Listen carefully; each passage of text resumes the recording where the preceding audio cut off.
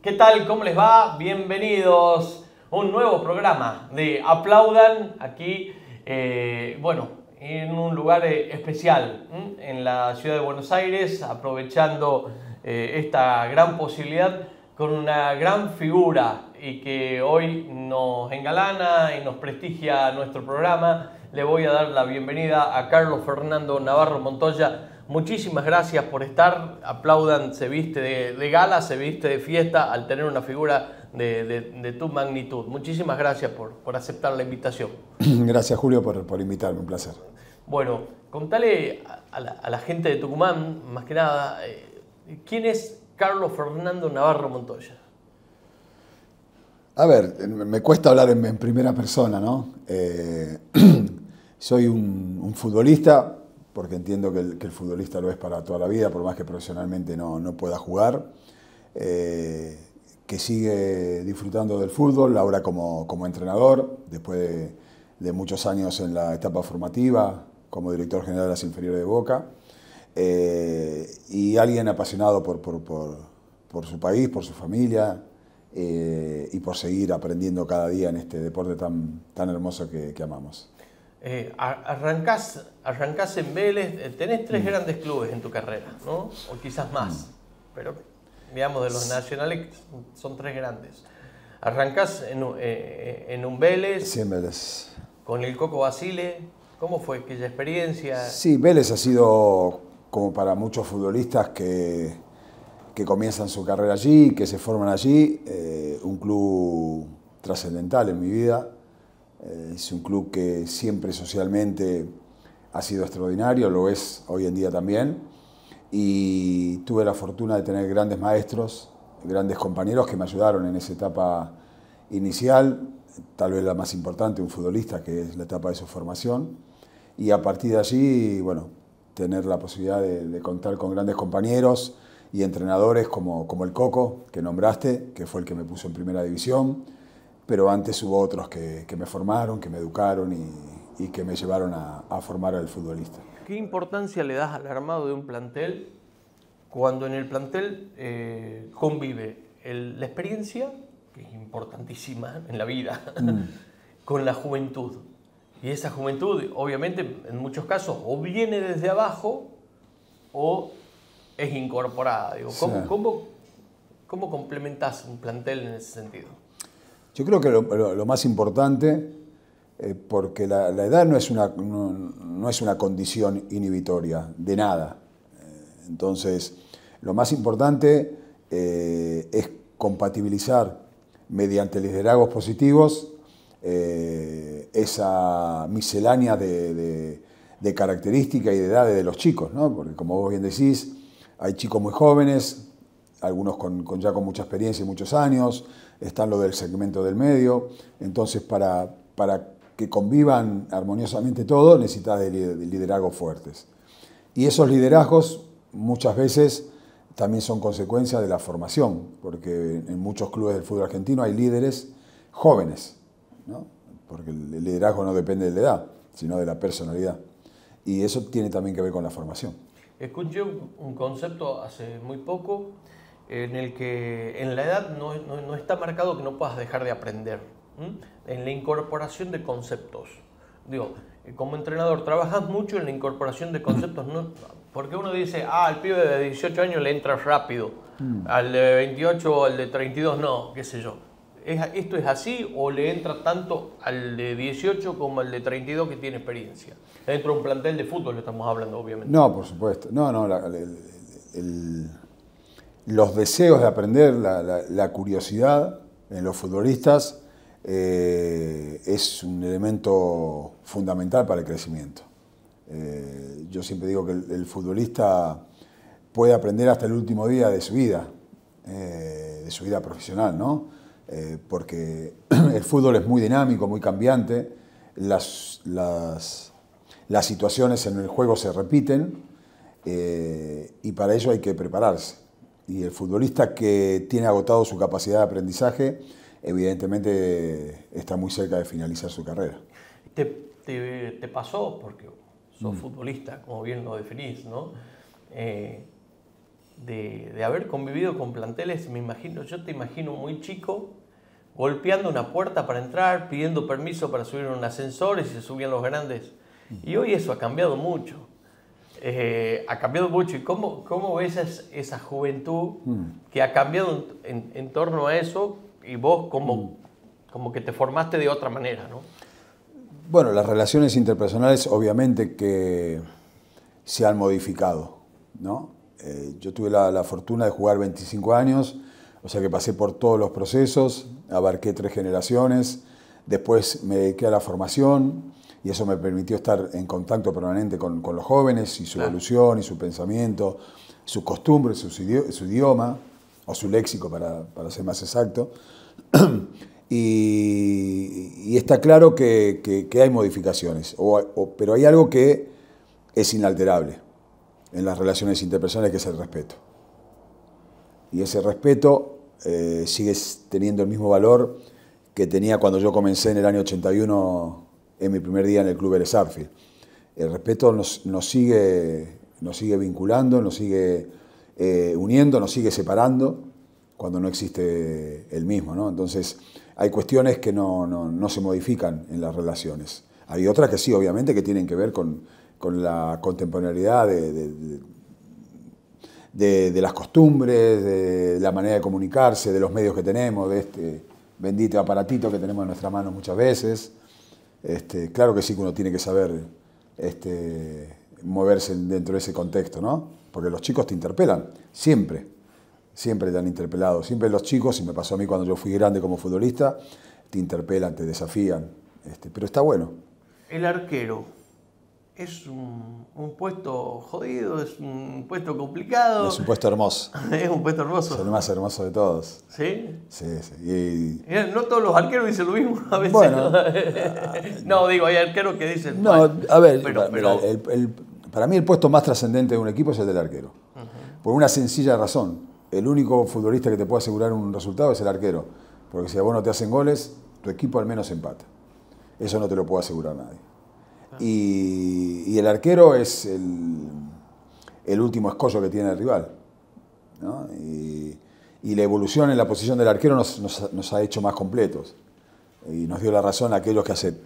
Bueno, el primero fue Amadeo Carrizo, ¿no? Fue el primer arquero jugador que existió. Sí. Y esto estamos hablando de hace 60 años atrás. Después vinimos aquellos que seguimos esa estela, ese camino, que heredamos eso y al que el tiempo nos dio la razón, porque hoy en día a todos los arqueros se les exige que jueguen. Claro, la salida, bueno, en Tucumán tuvimos un gran arquero durante 10 años que marcó una época en Atlético como Laucha Luchetti. Sí. Después lo de Marchiori, que hoy está brillando en Vélez y uno lo vio crecer en Atlético. Y hoy Darío Sanz, creo, a mi consideración, el mejor arquero de la categoría de la Primera Nacional, que supo sostener de alguna manera un equipo que después llegó a la final. Y fíjate las particularidades. Y tuvieron a Arce también.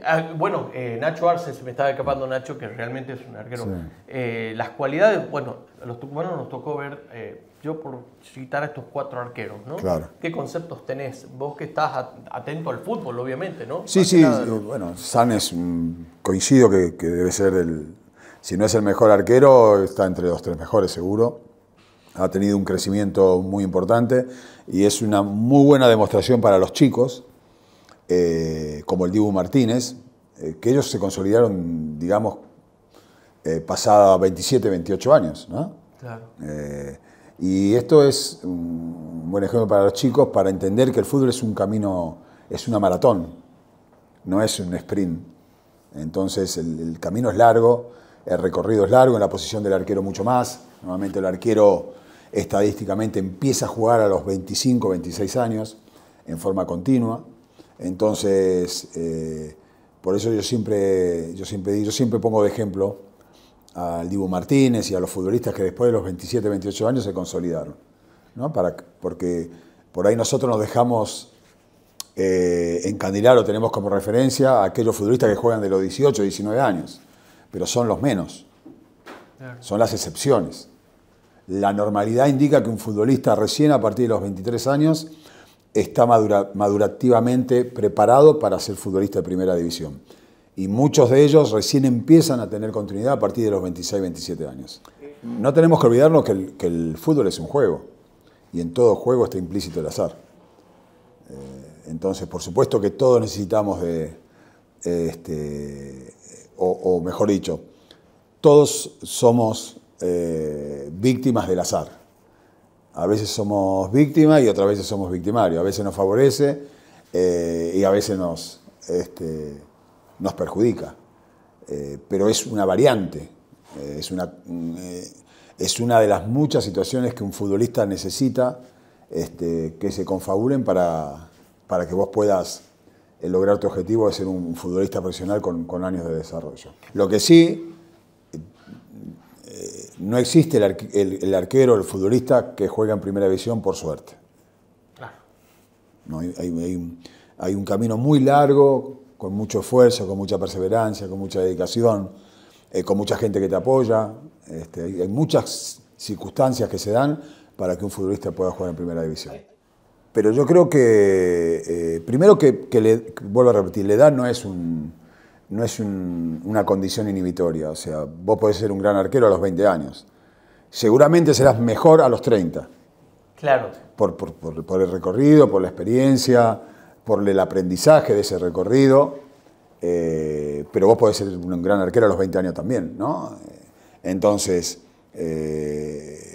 lo que pasa es que normalmente, cuando vos encontrás un arquero que te responde, le das continuidad.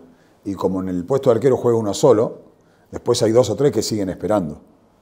Entonces, a partir de allí se da una correlación de hechos que hace que los arqueros empiecen a tener una continuidad, en la mayoría de los casos, después de los 25 o 26 años. Claro, yo quería llegar a aquel chico muy joven, o que en la edad que te tocó debutar en Vélez, cuando te tiran la posibilidad y la responsabilidad, ¿no? ¿Te acordás de ese momento? Sí, por supuesto que me acuerdo. Mi debut en primera división fue en la cancha de Temperley, ¿no? Contra Temperley, jugando para Vélez, con 18 años. Muy joven, yo ya venía entrenando con el Patea de primera, pero no había sido titular. Y bueno, tuve la posibilidad, me dio ese espaldarazo y ese respaldo el Coco Basile. Y como yo siempre digo, el futbolista es una construcción de muchas personas que te contienen, ¿no? Además de la familia, yo tuve grandes compañeros y tuve grandes entrenadores que no solo me formaron, que no solo me llevaron a jugar a primera división, sino que me sostuvieron. Porque es muy importante para el futbolista que te sostengan, ¿no? Que te contengan. Es que cuando te equivocás te den una oportunidad más. Y eso todo sucedió conmigo, ¿no? Yo soy muy agradecido al Coco Basile y a su cuerpo técnico, pero antes estuvo Roberto Rogel, estuvo el Piojo Judica, estuvo todos los entrenadores de inferiores de Vélez, que me formaron, me contuvieron y me respaldaron, ¿no? Porque, vuelvo a repetir, yo también me equivoqué. Atajando cuando era joven y después cuando era más grande y también hasta cerca de mi retiro. Uno siempre se equivoca. El error forma parte del fútbol, forma parte de este deporte. Entonces, uno tiene que tener esa capacidad de aprovechar a quienes te ayudan y te contienen. ¿Cómo, cuando supiste que cometiste el error y la pelota terminó adentro, cuál es el primer pensamiento, o te lo sacas, o tenés que sacártelo y seguir y no quedarte con que te equivocaste? Mentalmente, estoy hablando mentalmente. Sí, por supuesto, el peor espacio para instalarse es el del error, el de la equivocación, que obviamente que va a suceder, va a acontecer. Hay que tratar que sea la menor cantidad de veces posible, ¿no? Pero hay que salir rápido del error. Y para eso uno se entrena, se prepara, pero después está en la capacidad de cada persona de poder salir de esa situación. No nos olvidemos que el arquero generalmente cuando se equivoca casi siempre es gol, ¿no? A diferencia de otras posiciones en las cuales siempre está el arquero para salvarte, ¿no? O un compañero. al arquero no lo suele salvar ningún compañero. Entonces tiene que tener esa resiliencia y esa capacidad de convivir permanentemente con esa línea delgada que es la del error y el gol del rival. Estamos con Carlos Fernando Navarro Montoya y créanme que lo estoy disfrutando, tanto como lo está disfrutando usted en la pantalla, por su claridad conceptual para cada cosa. Y ya me voy a meter porque hay una carrera tan larga, tan linda y tantas cosas por preguntar.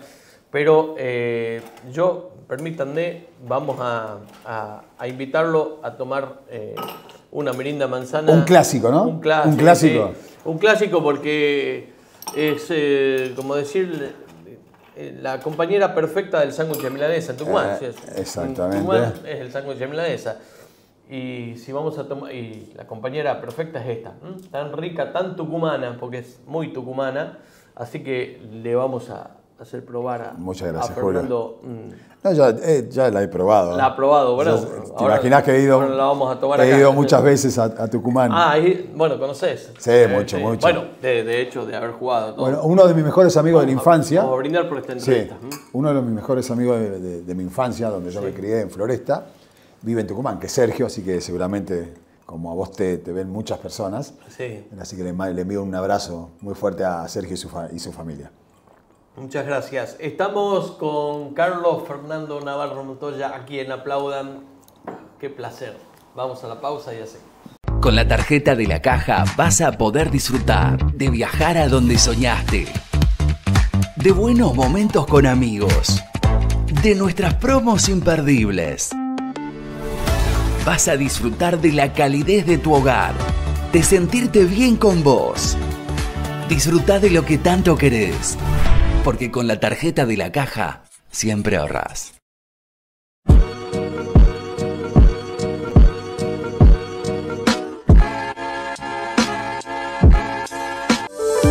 La verdad que un agradecimiento a Banco Macro que ha tenido la deferencia de acercarse a Tranca, vienen recorriendo distintas localidades del interior de la provincia, dando estas charlas de capacitación a todos los mecanismos que va incorporando el banco. Agradecido a la gente del Banco Macro que se hicieron eco de esto y repetir en Tranca lo que ya vienen haciendo en otros departamentos de la provincia, como no queríamos quedar afuera de esa capacitación y que nuestros vecinos tengan la posibilidad de evacuar todo tipo de dudas, no tan solo acerca de las estafas virtuales, sino todo lo que sea inversión, manejo de cuentas.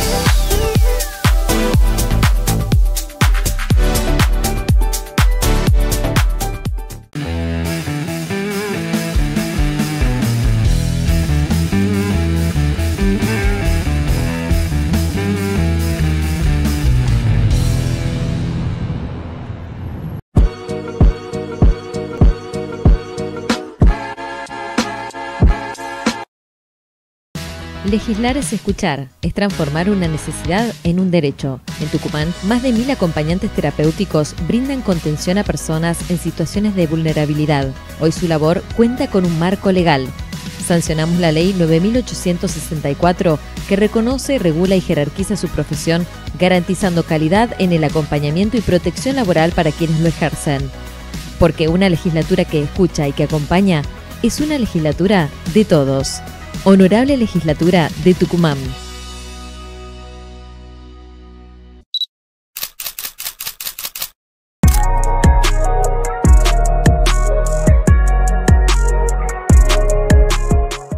Aprovecha estas ofertas que Pinturería San Juan tiene para vos. 25% de descuento con todos los medios de pago. Sí, con todos. Tarjetas de crédito, débito o efectivo y además la mejor financiación en cuotas sin interés. Solo en Pinturería San Juan.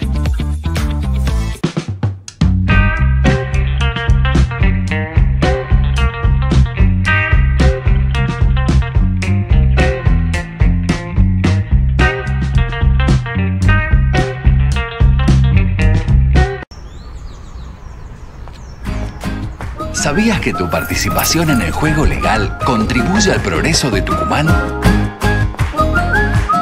Por cada cartón de Tuki 10 a través de Caja Popular de Ahorros se generan aportes mensuales que fortalecen nuestro sistema de salud. Apoya el deporte. Proporciona ayuda a comedores, parroquias y organismos de bien público. No al Tuki. Además, crea oportunidades para el desarrollo educativo. Con Caja Popular de Ahorros y Tuki 10, siempre gana Tucumán.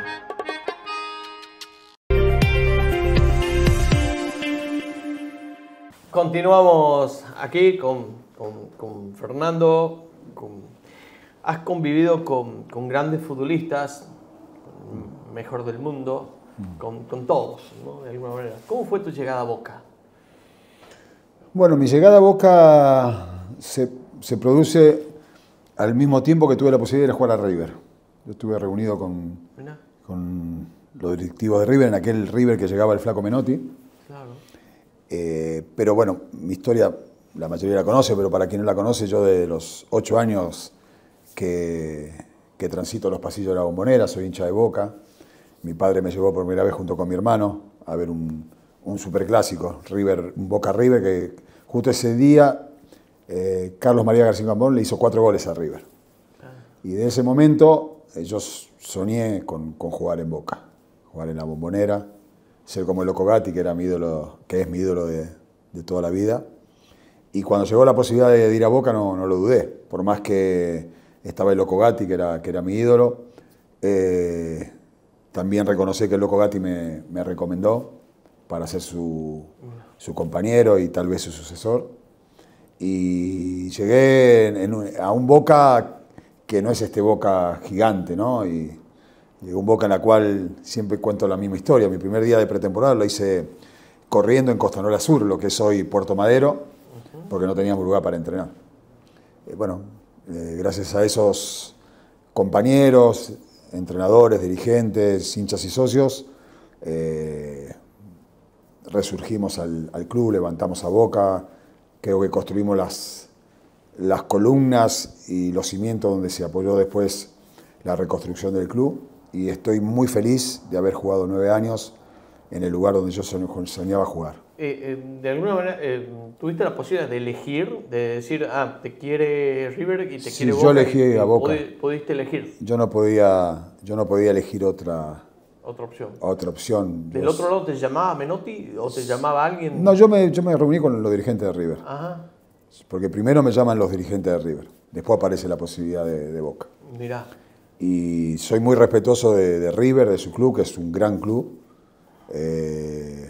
y que siempre me tratan con muchísimo respeto. Creo que debo haber sido el único futbolista de Boca que fue aplaudido por la hinchada de River, y tengo el mayor de los respetos, pero yo soy hincha de Boca y soñaba con jugar en Boca y ser como el Loco Gatti. Claro. ¿Y te lleva el Pato Pastoriza? Pato Pastoriza, otro de los grandes. Yo siempre digo lo mismo. Yo sueño ser un entrenador como el Pato Pastoriza, porque con el Pato tuve la inmensa fortuna de, además de tener una relación profesional, generamos una amistad. Y tengo el mejor de los recuerdos del Pato Pastoriza, el mejor. Fue un grande en todo sentido. Y el Pato Pastoriza tiene que tomar una decisión, debe haber sido tan difícil, tan dura, ¿no? Que es la de sacar a Hugo Gatti. Y justamente eras vos el que entraba al arco. Qué tema, ¿no? Tanto para Pastoriza, porque bueno, en aquel momento se generó aquella situación, sí, ¿no? Que después me dijeron que Gatti incluso hasta la entendió y te respaldó y entendió la decisión del Pato, porque ellos también eran amigos, me parece, ¿no? Por lo que me dicen. Pero qué situación, tanto para vos como para el Pato, ¿no? Sí, además era en la previa de un superclásico, porque yo debuto en un Boca River que jugamos en el Monumental y que ganamos 2-0. Pero además era reemplazar al ídolo de Boca y de todos, porque Hugo, el Loco, había trascendido las camisetas, ¿no? Es como Bocini, como Francescoli, como Riquelme, como tantos otros que trascienden las camisetas, ¿no? Como el Burrito Ortega. Entonces, pero era también el cumplir el sueño que yo tenía. Para mí fue un privilegio competir y compartir con Hugo Gatti el plantel. Pero yo tenía claro que yo no iba a hacer olvidar a Gatti. Lo que tenía que hacer es que el día que yo me fuera no se olviden de mí. Y bueno, creo que lo logré. ¿no? Con mi manera de ser, con mi impronta, con mi manera de entender el arte de atajar. Creo que generé un estilo, una manera y una forma. ¿Te acordás de ese momento? ¿Quién te lo dice? ¿Pastoriza? Sí, el Pato.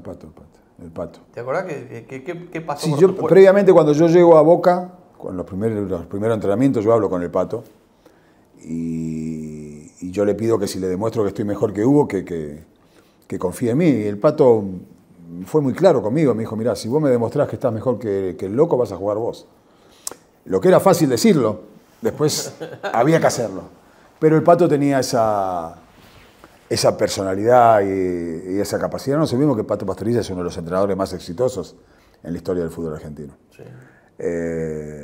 Y bueno, y cumplió y lo hizo en la previa del partido más importante que hay para mí en el mundo, porque para mí no hay un partido más trascendental por lo emocional que un superclásico, ¿no? Y a mí me tomó preparado, yo estaba preparado, porque yo me venía preparando de los 8 años, de que la primera vez que pisé la Bombonera yo me fui preparando para cumplir mi sueño. ¿Te acordás a quién llamás? Porque no existían los celulares. ¿A quién le das la primera noticia? Sí, ¿Cómo te la dan a vos? No existían los celulares, pero sí existían los medios periodísticos y yo creo que se enteraron primero mi mamá y obviamente mi papá, mi señora, que era mi novia en aquel entonces. Fueron más rápidos los medios que yo, como no existían los celulares, claro. Ni todo aquello, que yo cuando llegué a casa y les conté, ¿no? Yo lo viví con mucha naturalidad. Yo creo que eso fue lo más importante en ese momento tan trascendental de mi carrera, ¿no? De mi vida. Claro. Lo viví naturalmente porque me ayudaron a que sea así también. ¿Cómo empezás a implementarle tu estilo a ese Boca que había sido campeón con Maradona y que ya hacía varios años que todavía no conseguía ese título tan ansiado? O sea, vos con tu presencia, con tu forma, con tu juego, digo, ¿te costó? ¿Fue rápido? ¿Cómo te adaptaste a eso? No, yo al Mundo Boca me adapté enseguida, porque yo pertenecía al Mundo Boca de los 8 años. Ahora en otra faceta como jugador, pero yo como hincha pertenecía al Mundo Boca de los 8 años. Entonces entendía y comprendía perfectamente qué es lo que tenía que hacer. Y no hablo de la obviedad de atajar bien, sino de cómo comportarme, claro. Cómo declarar. Un profesional. Sí, Boca te demanda ser futbolista del club las 24 horas del día, los 7 días de la semana.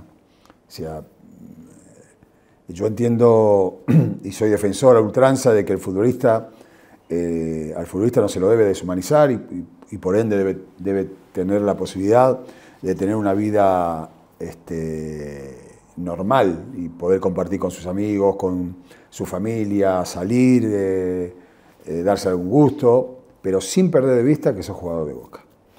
Cuando agarraba la pelota en el área, digo, la tenías y salía rápida, digo, le apuntabas a la cabeza de Alfredo Graciani, de Comitas, digo, para la salida rápida. Al cuerpo, siempre al cuerpo. Al cuerpo, pero salías así rápido con la pelota. Creo que sí, es una característica también, sí, ¿no? A ver, mi primer gran maestro fue mi papá. Mi papá fue arquero también. Sí, claro. Y él tenía una gran admiración por Amadeo Carrizo. Y bueno, Amadeo fue un gran sacador. Mi viejo también le pegaba muy bien a la pelota. Uh-huh. Y yo de chiquito sabía que sacar bien es dársela al cuerpo al compañero. Porque si vos se la tirás a la cabeza, la dividís la pelota. Claro. En cambio, si vos la tirás al cuerpo, la pelota le pertenece al futbolista al que se la tirás. No la dividís. Claro. Y bueno, yo desde chiquito siempre practicaba mucho el saque. Mucho. Y después en Vélez estuve adelante a Pumpido, otro que Neri sacaba muy bien. Uh-huh. Y después, bueno, planté con Hugo, además de verlo como hincha durante toda esa época gloriosa que vivió Hugo en el arco de Boca, y Hugo también le pegaba bien a la pelota. ¿Y entrenaban los arqueros como se entrena hoy? ¿Entrenabas al lado de Gatti como se entrena hoy? Pero hoy, en aquel momento, ¿había preparador de arqueros como hay hoy? El entrenador de arquero generalmente era el ayudante de campo, o alguien que le pegara muy bien a la pelota. Entonces yo con el Pato, durante todas las veces que compartimos con el Pato, tanto en Boca, en Chacarita como en Independiente, tuve a Horacio Cerricione como entrenador de arquero. Sí, sí. Muy bueno. Pero bueno, después en Vélez lo tuve a Daniel Willington, por ejemplo. Claro. Que estaba con el Coco Basilo, o con Carlitos Babington, todos aquellos que le pegaban muy bien a la pelota, ¿no? Y que te exigían. Después, con el tiempo, en la evolución, ya los entrenadores de arqueros fueron siendo arqueros, generalmente, ¿no? Por la especificidad del puesto. Entonces, hoy en día, lo normal es que el entrenador de arquero haya sido un ex arquero. Te encantaba revolcarte, me imagino. Me gustaba. Yo amo entrenar. Y entiendo que el futbolista, la fuente de la que debe beber el futbolista para llegar a la excelencia está en el entrenamiento. El entrenamiento es el lugar donde el futbolista mejora, donde el futbolista se hace más completo. Y eso hay que entenderlo. El entrenamiento no es una rutina. El entrenamiento es una manera de vivir y sentir el fútbol. El entrenamiento es el lugar donde vos sos mejor o tenés la posibilidad de ser mejor. El partido es el lugar donde vos llevás adelante todo lo que vos entrenaste y ensayaste. Pero el lugar donde vos adquirís las herramientas para ser mejor es en el entrenamiento. Es difícil jugar convivir en Boca, digo, por la cantidad de medios, por la cantidad de sostener en un vestuario, porque muchas veces como entrenador, me imagino, te gusta cerrar las puertas de un vestuario, las cosas quedan dentro del vestuario. Equipos como Boca, con tanta trascendencia, se conocen hoy con otra mirada, digo, ¿qué concepto tenés del periodismo? ¿Qué concepto tenés de todo? ¿Cómo se filtra? ¿Cómo se vive Boca adentro internamente? Sí, lo peor que puede hacer un futbolista de Boca es complejizar esa situación. Tenemos que ser lo más normales posibles. Tenemos que normalizar que vos sos futbolista de Boca. Y esto el futbolista de Boca tiene que entender que no es un ser superior, sino que juega en un club superior. Que son dos cosas distintas. Entonces, a partir de allí, si vos entendés eso, tu desarrollo en el club va a ser más simple, va a ser más claro, porque tenés que entender que vos, como dije anteriormente, las 24 horas sos futbolista de Boca. No solamente cuando entrenás, cuando concentrás, cuando viajás o cuando jugás, sino también cuando no estás en el club. Bueno, pues de hecho creo que si vamos a valorizar de alguna manera, alguien que valoriza el hecho del lugar en el que fuiste vos con la carrera que tuviste, porque en definitiva sos uno de los jugadores que, si no sos el jugador que la trayectoria más larga del fútbol. Estoy entre los que más han jugado. Entre 25 años de profesional. Sí. O sea, digo, habrá pasado, sin mencionar, obviamente, sin entrar en nombres, chicos que por ahí llegan, se obnubilan con la grandeza del club y valoran después cuando no están en ese club, en Boca, en el lugar en el que estaban, ¿no? Sí. Vos me parece que le diste lugar y valoración desde el minuto cero, ¿no? Sí, sí. Siempre más allá de las épocas, Boca fue o es un lugar trascendental. Lo era en los 40, en los 50, en los 60, hasta el día de hoy, el 2025. ¿Qué ha cambiado? Ha cambiado el mundo, porque obviamente hay un desarrollo, una evolución.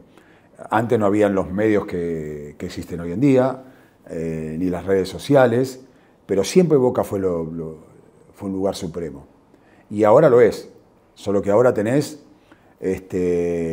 la inmediatez como aliado o como alguien que te puede perjudicar, porque hoy en día inmediatamente lo que vos hacés llega a cualquier lugar del mundo, ¿no?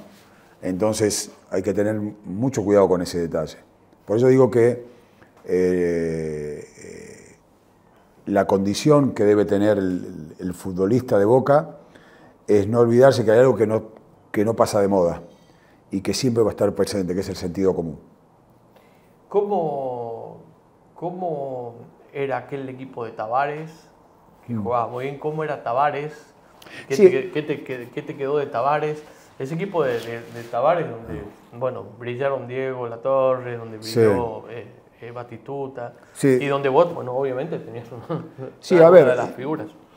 Yo creo en los procesos, ¿no? Yo creo que el Boca del maestro Tavares es la culminación de un proceso que inició el Pato Pastoriza, que siguió con el Cay Aymar y que tuvo su punto más alto con el maestro Tavares, porque creo que ese Boca campeón invicto del 91, mirá que yo veo a Boca desde el año 74, para mí fue de los mejores que jugó al fútbol.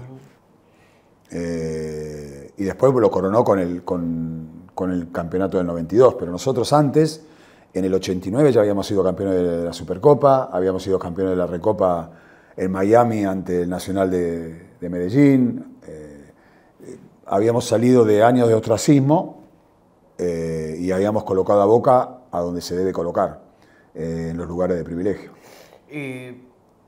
Bueno, claro, jugar y tener esa posibilidad de que es como que era todos los años Boca tiene que salir campeón, ¿no? Y iba corriendo y había quedado ese campeonato de Maradona como muy lejos, ¿no? ¿Fue muy difícil?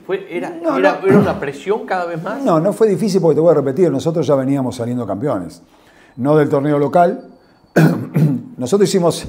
Claro, ganan la Supercopa. Es raro, claro. Es raro. Por eso, el Indio Solar, el Independiente del Indio Solar, claro, en la cancha de... Es raro porque nosotros conseguimos la utopía de ser campeones continentales antes que ser campeones locales, ¿no? Claro. Y para aquel Boca era una utopía. Pensá que Boca podía ser campeón de la Supercopa, que es como ser campeón de la Sudamericana ahora, y después ser campeón ganándole al equipo que jugó la final del mundo con el Milan, Atlético Nacional, era una utopía por las condiciones del club, ¿no? Por eso digo que formamos parte de un proceso que consolidamos nuevamente a Boca y construimos los cimientos de lo que es Boca, ¿no? De este gran club que es Boca. Y bueno, y después llegó el torneo local del 91 y después del 92. Háblame de... Bueno, para mí somos generacionales, ¿no? El más grande de todos. ¿Cómo lo viviste? ¿Fuiste compañero? Sí. Y obviamente también te habrá dolido mucho tener que despedirlo, ¿no? Cuando ya no lo tuvimos más. Sí, yo siempre digo lo mismo. Yo a Diego lo recuerdo con una sonrisa, porque yo lo conocí en un lugar donde él era feliz. Yo lo conocí en un lugar donde él sentía que los que estaban al lado de él eran sus amigos, que eran leales a él. Y lo conocí en ese espacio, en ese lugar, que es en el entrenamiento, en los partidos, en las concentraciones, y tengo el mejor de los recuerdos. Es una obviedad decirte que fue el mejor de su época, con diferencia, y que es uno de los más grandes jugadores que ha dado el fútbol mundial. ¿Cómo era el vestuario con él? No, Diego era una persona de un gran corazón. El gran problema de Diego fue Maradona, como siempre digo. Pero Diego, aquellos que tuvimos la fortuna de conocer a Diego, sabemos de su gran corazón, sabemos de su amor por el fútbol, de lo que disfrutaba, de lo normal que era en el vestuario, era uno más. Y por eso digo que yo siempre, cuando me acuerdo de Diego, lo recuerdo con una sonrisa. Maradona era otra cosa. ¿Cuando llegó en el camión? Sí, yo ya no estaba, eso fue en el 97, yo ya no estaba, claro, pero tengo... Pero sí la de... Tengo grandes anécdotas, recuerdo aquella famosa gira por China. El partido ese con Castrilli, el enojo. También, También, sí, todo eso. Estaba sacado, ¿no? Y sí, estaba enojado. Estaba enojado. Y hoy, y hoy, y ustedes los futbolistas de alguna manera en aquel momento era bravo que te dirija Castrilli, ¿no? Yo recuerdo esa situación. Hoy más grande, hoy entrenador, ¿lo entendés un poquito o nunca llegaste a descifrarlo, ese tipo de arbitraje, a ese tipo de árbitro? No lo concibo ese tipo de arbitraje, ni de relación de ningún protagonista del fútbol, porque el fútbol sin diálogo es menos fútbol. Claro.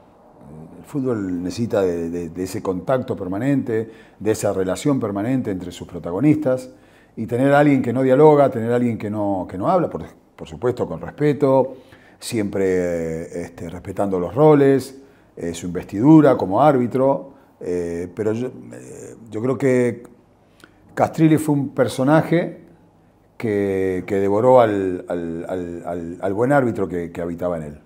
Ah, claro. Y bueno, en ese momento, digo, en aquella situación, lo que quisiste sacarlo a Diego, porque sabías que...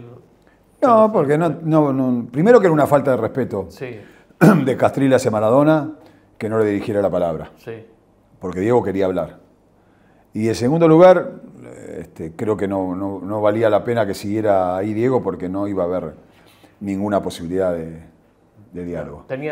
Eras cerebral vos en ese momento, pudiste ser cerebral en ese momento para decir... a veces el futbolista, viste, sale de... La verdad que... Por injusticias, por lo que sea, digamos. Sí, la verdad que fue un arbitraje deplorable de Castrilli, claramente perjudicial para nosotros, para Boca. Pero por sobre todas las cosas había una persona que no quería y no entendía cuál debería ser su rol, ¿no? Entonces no valía la pena seguir hablando. Hay dos momentos, quiero entrar antes de salir de Boca. Yo recuerdo el boom que fue el buzo de Navarro Montoya. Sí. ¿Cómo surgió, cómo nació aquello del buzo? Que fue tendencia a nivel... todo el mundo estaba en el buzo. Es más, creo que después empezaron a copiar y empezaron a usar mismo los arqueros distintos tipos de... A ver, yo pertenecí a una época en la cual los arqueros teníamos nuestra impronta, elegíamos nuestra vestimenta, ahora está todo más uniformado. Sí. Y nada, simplemente fue una creación con la gente de Holland, que era la que vestía Boca. Y bueno, a mí yo tengo un hobby por la velocidad, me gusta la velocidad, y empezamos a plantearlo dentro de eso. Recuerdo que primero fue una moto, después un coche de Fórmula 1, y al final surgió lo del camión, que lo habíamos visto también en otro modelo, y bueno, nació sin querer un buzo icónico, ¿no? Que hoy en día vos vas por la Bombonera los días de partido y se sigue vendiendo. Lo que muchos chicos de hoy, la generación de hoy, no sabe, le vamos a contar, que vos eras arquero de selección. Te había elegido el Pato, o te había elegido, el Pato, el Coco, o yo recuerdo Pasarela, pero algún detalle no permitió que vos jugaras, a pesar de una promesa de Grondona de que te lo iba a solucionar. Vos lo tomás como un error propio tuyo el haber jugado, jugaste creo unos partidos. 2 partidos para la Selección Colombia cuando era menor de edad. De juvenil, selección de juvenil. ¿Lo tomás como un error a eso porque después no se te pudo dar lo que era un tema nacional? En ese momento Navarro Montoya era el arquero de la selección, pero no podías jugar. Sí, ¿Cómo lo tomás? Un impedimento reglamentario. A raíz de mi caso se cambió el reglamento y hoy en día los futbolistas no pasan lo que yo pasé, que no pude jugar por la selección argentina. Lo tomo, a ver, es fácil decir ahora que fue un error. Yo tomé la decisión de jugar en la Selección Colombia cuando era muy joven. Después Esto me impidió jugar en la selección argentina. Pero te soy sincero, todos mis sueños de niño pasaban por ser arquero de Boca, no por ser arquero de la selección argentina. Por supuesto que me hubiera gustado jugar en la selección argentina, me hubiera encantado jugar un mundial para la selección argentina. Hubiera sido una experiencia indudablemente fenomenal, pero todos los sueños que yo tenía de chico, de niño, cuando jugaba en Floresta, a ser el Loco Gatti y a jugar en Boca, los cumplí. Yo al fútbol no le puedo reprochar absolutamente nada. Pero, ¿qué significó para vos? ¿Fue Pasarela el que te llamaba? Daniel, sí. Que tenía la selección de Pasarela tenía esa impronta de muchos jugadores de River. De pronto, la figura de Boca era llamado por Pasarela. En lo personal, es un orgullo, me imagino, es una distinción, y yo tengo un agradecimiento permanente a Daniel Pasarela. Porque él luchó mucho porque yo vaya a la selección argentina. Grondona intentó en un congreso de la FIFA que esto se reviera, no sucedió así. Cuando sucedió ya yo no estaba en la consideración, creo que era Bielsa ya el entrenador, yo ya tenía 40 años, pero yo soy un agradecido a Daniel. Daniel se comportó muy bien conmigo. Fernando, no puedo no preguntarte por el Boca de hoy. Es difícil este Boca, es como que permanentemente se vive de que Boca pueda, que Boca es como que parece que vende más la derrota de Boca que el triunfo, ¿viste? Tengo esa sensación. No sé cómo lo viven ustedes y cómo lo ven, qué visión tenés. ¿Cómo? A ver, lo que sucede con Boca cuando no obtiene el éxito es normal y es inherente a la grandeza del club. Así como Boca en el éxito uno lo disfruta y tiene una trascendencia enorme, y recibís todas las pleitesías imaginables e inimaginables, en la derrota también es duro. Y uno tiene que estar preparado para eso, porque la derrota forma parte de este juego, ¿no?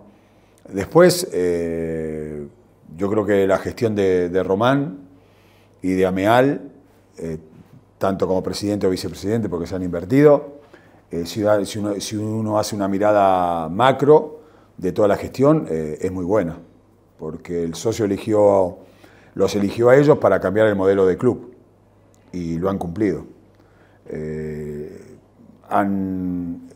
Es el club que desde que asumieron más títulos nacionales ha ganado. Han llegado a una final de la Copa Libertadores de América. Creo sí que los últimos 2 años no han sido buenos en lo deportivo, porque Boca tiene que disputar la Copa Libertadores de América, porque es un lugar que tiene que ver con su historia, y seguramente tendrán que hacer una autocrítica y reflexionar por qué no se ha dado de esta manera.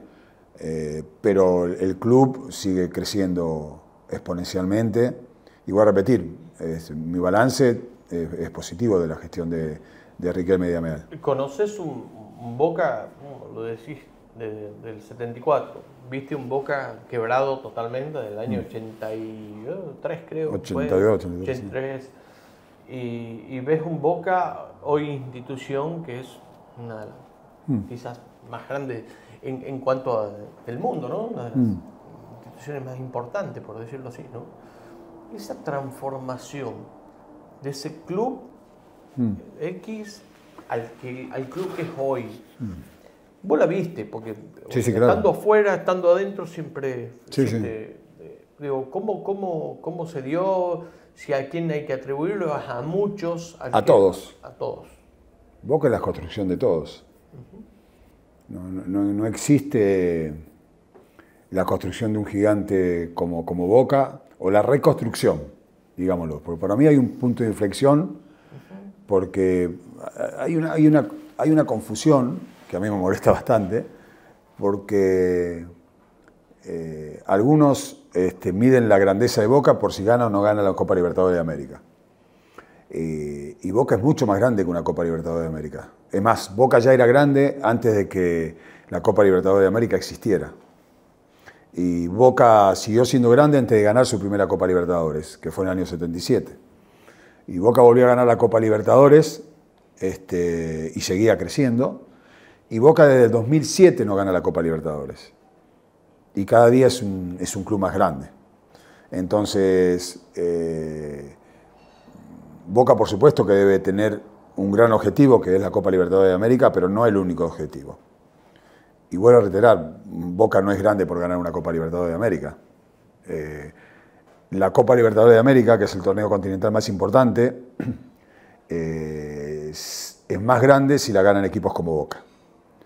Entonces, a través de esta visión que tengo, entiendo que este club potente, que esta institución grandiosa que es Boca, es la construcción de todos. Desde, para mí, el presidente más importante de la historia de Boca, que es Antonio Alegre, porque es el que evitó el remate de la Bombonera, porque fue el que hizo resurgir a Boca en lo deportivo, en lo económico, en lo institucional, y a partir de don Antonio Alegre, todos los que vinieron después pudieron realizar su obra porque existió don Antonio Alegre. Y todos los que vinieron después construyeron a este gran Boca, todos. Los Macri, los Pompillo, los Angelici, los Ameal, los Riquelme, han aportado su granito de arena para que Boca sea lo que soy. Como formador, como entrenador, y que quiero un concepto tuyo, porque lo escuché personalmente, de la boca de Timoteo Gribol en su momento, siendo coordinador de Rosario Central, me acuerdo que lo expresó en una charla, tuve la posibilidad de estar con él. Me dijo, la cantidad de chicos arqueros que tenía Central en su cantera, que eran buenísimos, que eran muchos, y que después decía, y llega uno, y llegan dos. No llega, lo decía con un sentido, ¿no?